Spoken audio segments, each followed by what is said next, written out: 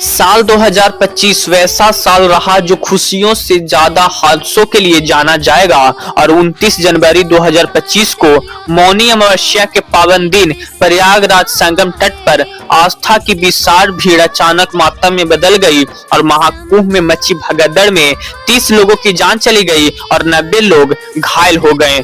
15 फरवरी को नई Delhi railway station पर प्लेटफॉर्म बदलने की एक घोषणा ने अफरा तफरी मचा दी और इस भगदड़ में 18 लोगों की जान चली गई, जिनमें महिलाएं और बच्चे शामिल थे। 22 अप्रैल को जम्मू कश्मीर के पहलगांव में वह जगह जहां सुकून और खूबसूरती के लिए जानी जाती है, जहां गोलियों की आवाज से दहल उठी और इस आतंकी हमले में 26 लोगों को निर्मम रूप से हत्या कर दी गई और इस हादसे के बाद पूरे देश में गहरा आक्रोश फैल गया। 4 जून को चिन्ना स्वामी स्टेडियम के बाहर आरसीबी का जीत का जश्न मातम में बदल गया और भगदड़ में 11 लोगों की जान चली गई और भीड़ प्रबंधन का नाकामी एक बार फिर से उजागर हो गया। 12 जून को एयर इंडिया का विमान अहमदाबाद में क्रैश हुआ और इस क्रैश में 241 यात्रियों की मौत हो गई और भारत की सबसे भयावह विमान हादसों में शामिल। इसके बाद मॉनसून ने राहत की जगह तबाही लाई और हिमाचल प्रदेश,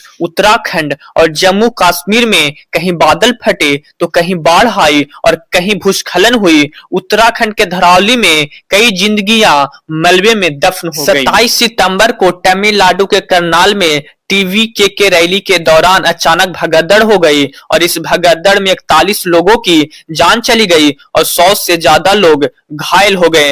रैली में एक्टर और नेता विजय की मौजूदगी के बावजूद भीड़ पर नियंत्रण नहीं रखा जा सका। इसके बाद आंध्र प्रदेश के श्रीकाकुलम स्थित वेंकटेश्वर मंदिर में एकादशी के दिन आस्था के माहौल के बीच एक बार फिर भगदड़ हुआ और इस भगदड़ में 9 लोगों की मौत हो गई, जिसमें 8 महिलाएं और एक बच्चा शामिल था। साल के अंत में 7 सितंबर को गोवा के एक मशहूर नाइट क्लब में आग लग गई और इस हादसे में 25 लोगों की मौत हो गई और एक रात में कई परिवार उजड़ गए और 2025 खुशियों से ज्यादा हादसों के लिए जाना जाएगा। धन्यवाद।